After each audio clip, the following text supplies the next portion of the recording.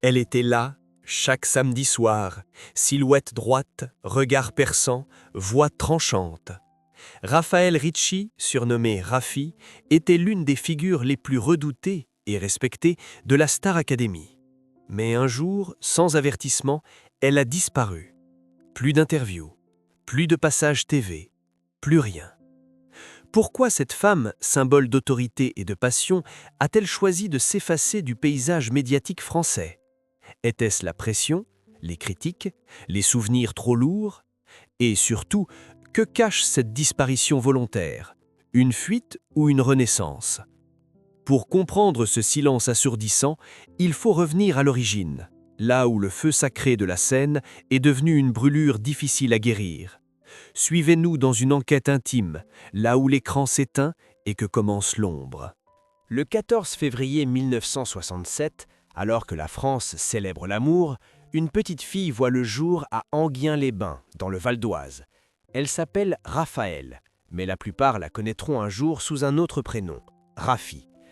Dès sa naissance, elle baigne dans un univers où l'art n'est pas un luxe, mais une évidence. Son père, Bernard Ricci, est un producteur réputé, et sa mère, Alice Denat, une compositrice et chanteuse à succès. Pour le commun des mortels, une telle filiation est une bénédiction, mais pour une enfant, cela peut devenir un poids. Raphaël grandit à l'ombre d'une mère admirée, dans une maison où chaque silence cache une exigence artistique. Très tôt, elle tente de trouver sa propre voix, sa propre voix. À 15 ans à peine, elle enregistre une chanson en duo avec sa mère, Nos petits problèmes, une tentative tendre mais anecdotique. Quelques années plus tard, elle revient en solo avec Arrêt sur image, un single passé inaperçu. Le public ne suit pas, les critiques sont tièdes. Elle comprend vite qu'elle ne sera jamais une vedette de la chanson. Et peut-être que ce n'est pas ce qu'elle cherchait. Ce qu'elle veut, c'est transmettre, aider les autres à briller, devenir la main invisible qui modèle, pousse, provoque. Elle se tourne vers la scène, non pas comme actrice, mais comme coach. Elle se forme, affine ses compétences, devient sophrologue, puis enseignante en expression scénique. Un métier de l'ombre qui deviendra bientôt, paradoxalement, sa lumière. L'opportunité surgit en 2001, quand la chaîne TF1 lance un programme révolutionnaire pour l'époque, Star Academy, une émission de télé-réalité musicale où de jeunes talents s'affrontent semaine après semaine sous les yeux de millions de téléspectateurs. Le concept est simple, un château, des cours intensifs, des prestations en direct, des éliminations. Mais pour les élèves, c'est bien plus qu'un concours, c'est une épreuve physique et psychologique. Et au cœur de cette épreuve, il y a elle, Raphaël Ricci. Dès la première saison, elle impose son style, droite, exigeante, sans phare. Elle ne ménage personne. Pas de faux-semblants, pas de compliments creux. Ceux qui veulent réussir devront affronter la vérité, la sienne du moins. Certains la craignent, d'autres la détestent, mais personne ne l'ignore. Très vite, elle devient l'un des piliers du programme. Elle incarne une figure maternelle inversée, dure mais formatrice, froide en apparence, mais animée d'une flamme réelle pour son métier. Mais derrière cette façade maîtrisée, une question persiste. Pourquoi cette femme, issue d'un milieu d'artistes, ayant tenté sans succès la chanson, s'expose-t-elle ainsi à la critique, semaine après semaine, en acceptant le rôle de méchante ? Est-ce une revanche, une manière de réécrire sa place dans le monde du spectacle, ou bien un bouclier émotionnel, forgé au fil des blessures ? La relation entre Raphaël Ricci et le public n'a jamais été simple. Dès les premières saisons de Star Academy, les téléspectateurs se divisent. Pour certains, elle incarne la rigueur nécessaire à l'excellence, pour d'autres, elle dépasse les limites, notamment dans ses remarques parfois acerbes perçues comme humiliantes. Les critiques ne tardent pas à fuser. Trop dure, trop sèche, insensible. Les forums se remplissent de commentaires, les magazines People se délectent des anecdotes en coulisses. Mais malgré ou à cause de cette image clivante, elle reste. Mieux, elle devient essentielle. Car Raffi, c'est l'antithèse de la complaisance télévisuelle. Là où les autres jurés ou professeurs enrobent leurs discours de mots doux, elle tranche. Elle ne joue pas, elle ne séduit pas, elle enseigne. Et dans un monde du divertissement de plus en plus calibré pour plaire, cette posture devient rare, peut-être même dangereuse. En interne, son rôle évolue. Elle participe à 7 saisons, est tour à tour professeure, remplaçante, puis même directrice par intérim de l'Académie lors de la saison 7, quand Alexia Laroche-Joubert part en congé maternité. Cette nomination aurait pu être le sommet d'une carrière. Elle en fait plutôt un point de bascule. Les tensions grandissent. En coulisses, certains collaborateurs murmurent qu'elle est difficile à gérer. Les élèves, eux, oscillent entre admiration et crainte.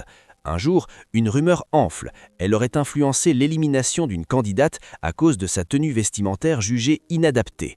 Rumeur aussitôt démentie par Ricci elle-même, qui affirme n'avoir aucun pouvoir sur les décisions finales. Mais le mal est fait. Dans l'imaginaire collectif, elle devient l'archétype de la professeure intransigeante jusqu'à l'excès. Les saisons passent, mais les traces restent.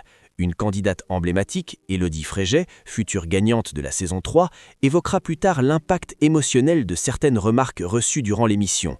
Des mots sur le physique, sur l'attitude scénique, sur ce quelque chose qui ne convient pas. Des mots qu'elle n'a jamais oubliés.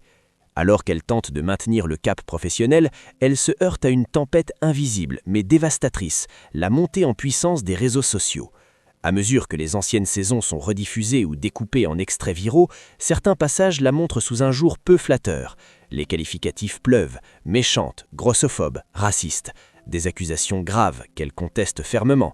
Mais sur Internet, la nuance n'a pas sa place. Elle aurait pu répondre, contre-attaquer, écrire un livre. Au lieu de cela, elle choisit le silence. Un silence pesant, que chacun interprète à sa manière. Est-ce une défaite, une fuite, ou bien un acte de dignité ultime ? Et c'est précisément à ce moment-là, au plus fort du tumulte, qu'elle fait un choix inattendu. Partir, quitter la France, disparaître volontairement de l'espace médiatique. Un matin, sans caméra, sans communiqué, Raphaël Ricci ferme doucement la porte sur 2 décennies de télévision. Direction le Canada. Pourquoi ce pays? Pourquoi maintenant? Et surtout, que cherchait-elle vraiment dans ce nouveau départ? En 2002, la Star Academy atteint des sommets d'audience inégalés. La France entière vibre au rythme des primes du samedi soir. Des millions de téléspectateurs suivent les progrès, les doutes, les épreuves d'une poignée de jeunes apprentis chanteurs enfermés dans un château, encadrés par une équipe pédagogique exigeante. Parmi eux, une figure se détache, Raphaël Ricci. Ce n'est ni une star de la chanson, ni une danseuse émérite. Elle ne fait pas de démonstration, ne cherche pas la lumière. Et pourtant, sa présence magnétise. Elle parle peu, mais quand elle parle, elle bouscule. Un haussement de sourcils, un silence prolongé, une critique bien placée, son langage est plus corporel que verbal. Elle incarne une autorité que rien ne semble pouvoir déstabiliser. Chaque semaine, les candidats redoutent le cours d'expression scénique, non pas parce qu'il est inutile, mais parce qu'il dénude. Il expose ce que les autres disciplines dissimulent, la peur, la vulnérabilité, l'ego. C'est dans cette nudité émotionnelle que Raphaël excelle. Elle sait où appuyer, à quel moment, avec quelle intensité. Sa pédagogie dérange, parce qu'elle ne flatte pas, elle révèle. Et dans une époque où la télévision tend à l'uniformité, où tout doit être bienveillant, elle offre un contrepoint brut, presque inconfortable. Mais c'est précisément ce qui fait d'elle un pilier de l'émission. Les élèves qui passent par ses cours ne l'oublient jamais. Certains l'aimeront avec le recul, d'autres lui garderont rancune à vie. Mais tous reconnaîtront une chose, avec elle, ils ont été poussés dans leur retranchement. Et parfois, ils y ont trouvé quelque chose de vrai. En dehors de l'antenne, Raphaël participe aussi à la mécanique de l'émission. Elle assiste aux évaluations, donne son avis lors des débriefings, pèse dans certaines orientations pédagogiques. Elle est respectée par ses pairs, notamment par Alexia Laroche-Jubert, directrice emblématique du château. Cette dernière la désigne d'ailleurs comme remplaçante lors de son congé maternité en 2007, faisant de Ricci la première et seule femme à occuper ce poste central. Un symbole fort, mais aussi un tournant délicat. Car à cette époque, l'émission commence à changer. Le public se lasse, les critiques deviennent plus acerbes, les audiences déclinent légèrement. La pression monte, y compris sur les membres de l'équipe. Raphaël, devenu visage emblématique du programme, reçoit de plus en plus de courriers de spectateurs, certains admiratifs, d'autres haineux. La frontière entre l'enseignante à la télévision et la femme dans la vie privée se brouille dangereusement. Et pourtant, elle continue. Saison après saison, elle revient.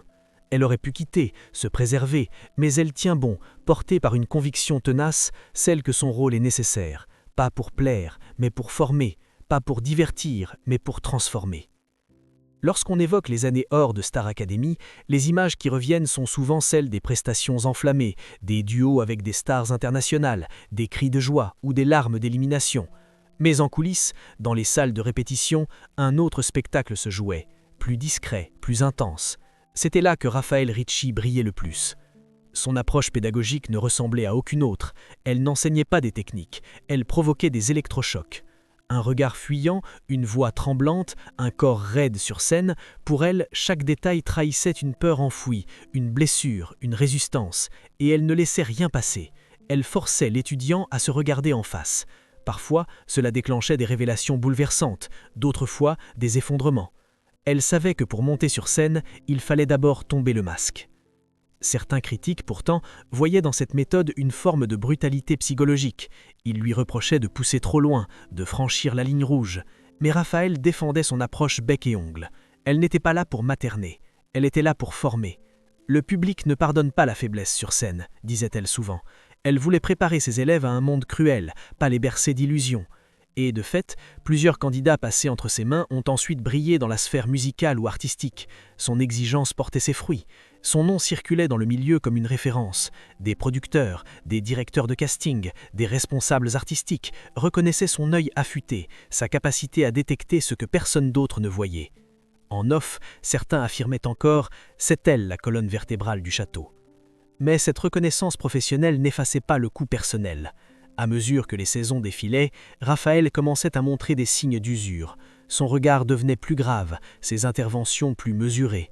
Elle semblait sur la défensive, comme si chaque mot pouvait être mal interprété, détourné, amplifié. L'ambiance avait changé. Le public, plus avide de clash que de construction, ne voyait plus en elle qu'un personnage rigide, voire antipathique. Les réseaux sociaux, alors en pleine explosion, amplifièrent cette caricature. Des montages vidéo sortis de leur contexte circulaient, des phrases isolées devenaient des accusations, et surtout, un phénomène nouveau apparut, le jugement permanent. Là où auparavant un enseignant comme elle aurait pu exercer dans une relative confidentialité, elle se retrouvait scrutée, jugée, critiquée en temps réel. Son entourage commence à noter un changement.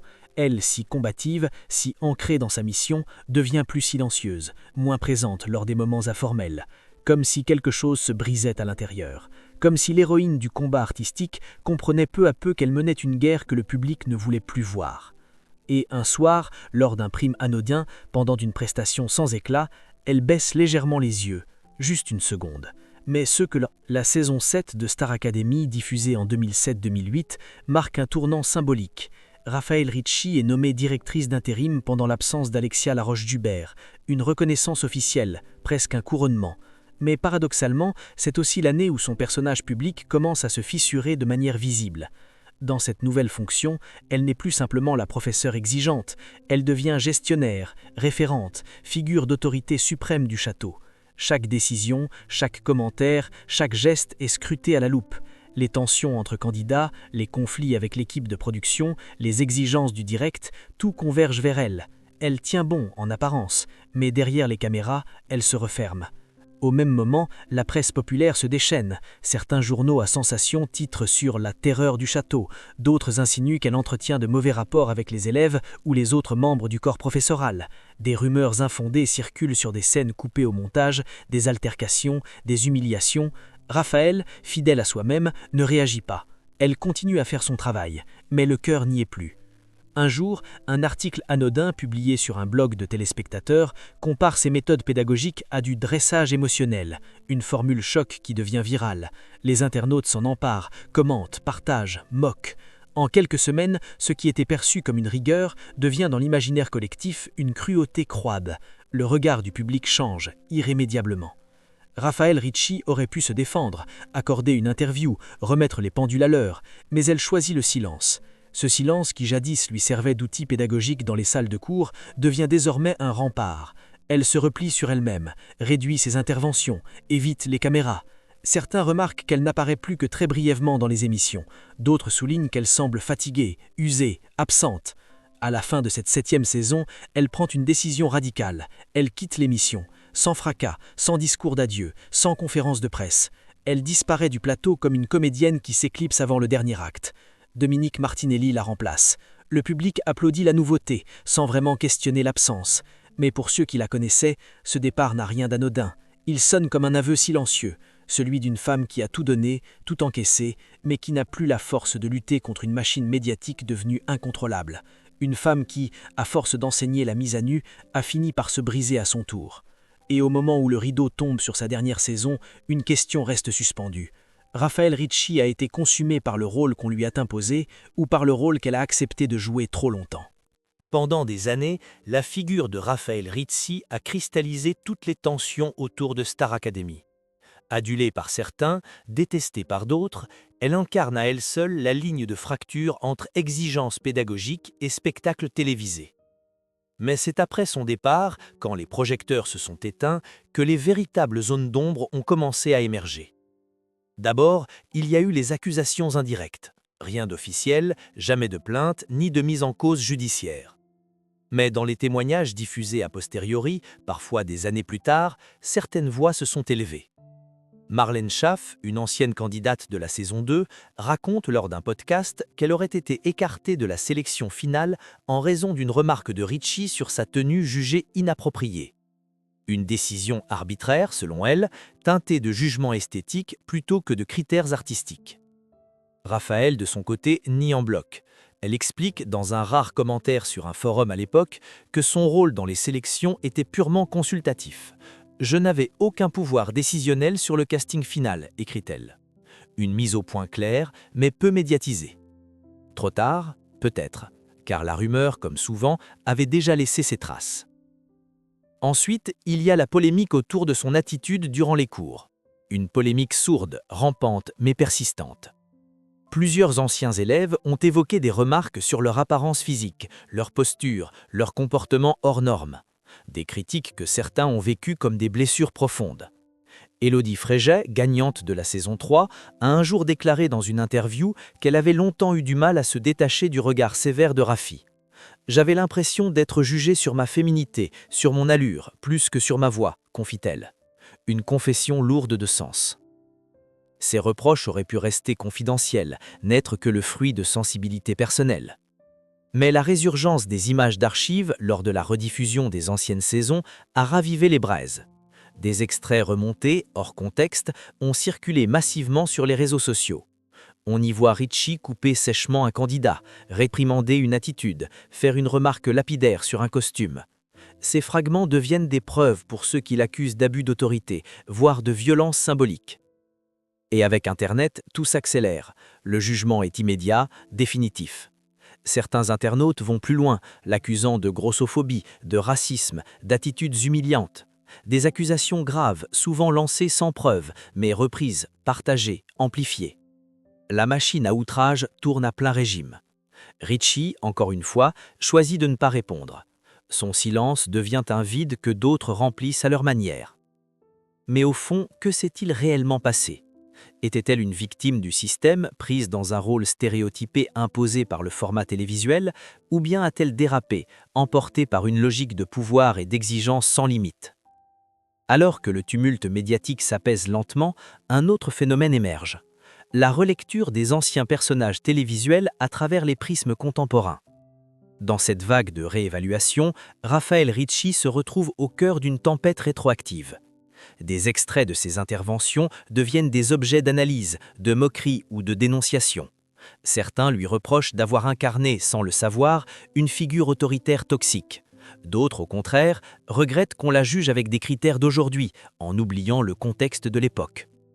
Au fil des années, quelques soutiens prennent timidement sa défense. D'anciens collaborateurs, des élèves devenus artistes reconnus, rappellent que son exigence a souvent été un levier de transformation, pas une machine à broyer. « Elle m'a appris à me tenir debout, à défendre mon art, même quand ça faisait mal », dira un jour un ex-finaliste. Mais ces voix sont rares, et dans le vacarme numérique, elles se perdent vite. Pendant ce temps, Raphaël Ricci reste muette. Pas de plateau télé, pas de réaction publique, pas de présence sur les réseaux sociaux. Elle a quitté la scène sans un mot, comme si sa disparition était sa seule forme de réponse. Certains y voient une fuite, d'autres un choix courageux. Ce n'est que bien plus tard que l'on comprend en partie ce qu'elle a traversé. Dans un livre passé presque inaperçu à sa sortie, un essai entre autobiographie et réflexion sur le pouvoir des mots, elle revient sur les dégâts des jugements répétés. Elle n'y cite jamais Star Academy directement, ni les personnes impliquées, mais le sous-texte est limpide. Une phrase, répétée chaque jour, finit par redessiner le contour de votre confiance en vous. Elle y décrit un processus lent d'effondrement intérieur, nourri par l'exposition constante, les attaques gratuites, les raccourcis médiatiques. Elle y parle aussi de sa fille, Alexane, et de l'impact de cette vie médiatisée sur leur équilibre familial.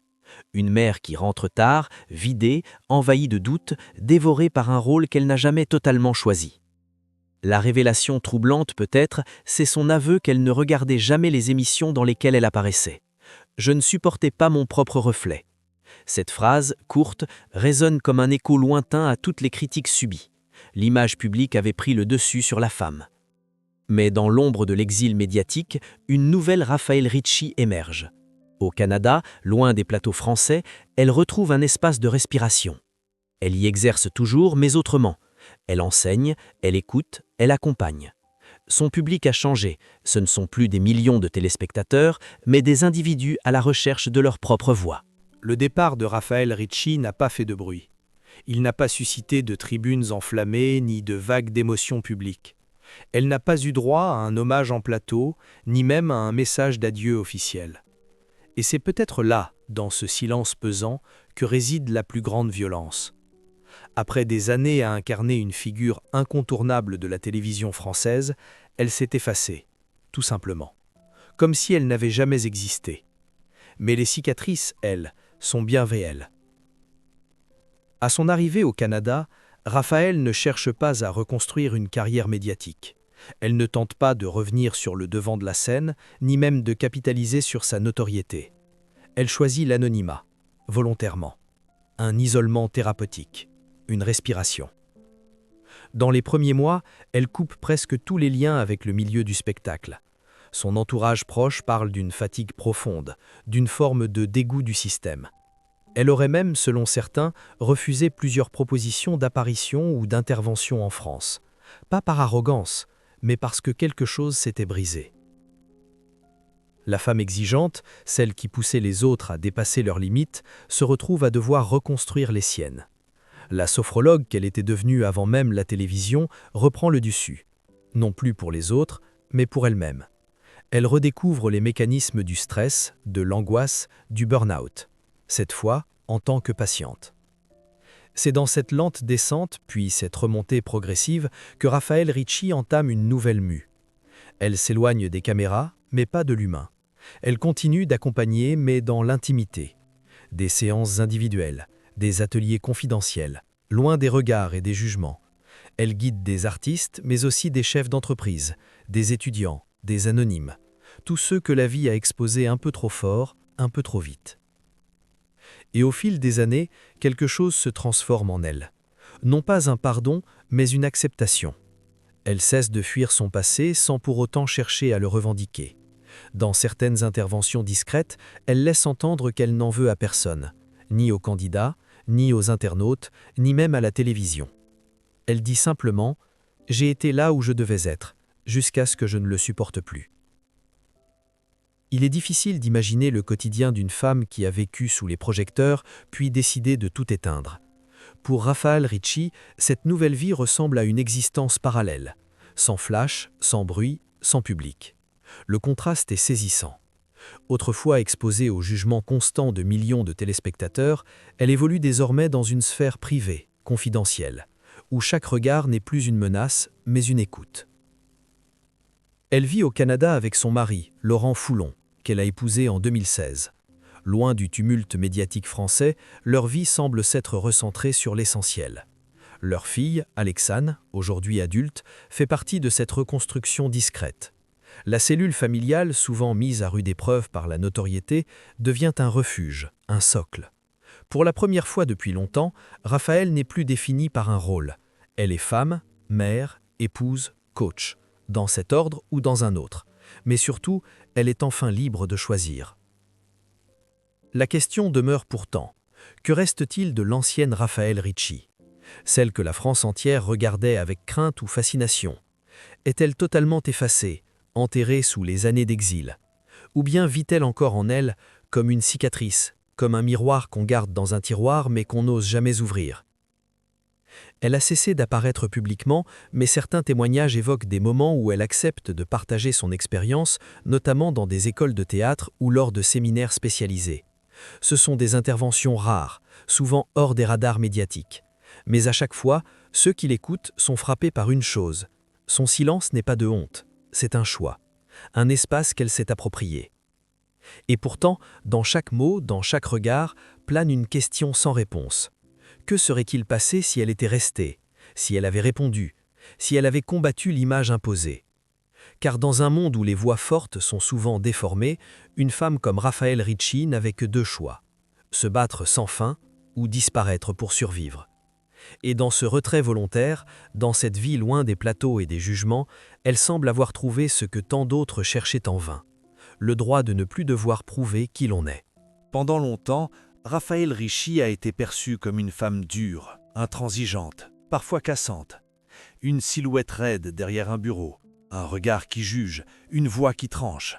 C'est cette image-là que la télévision a véhiculée et que le public a retenue.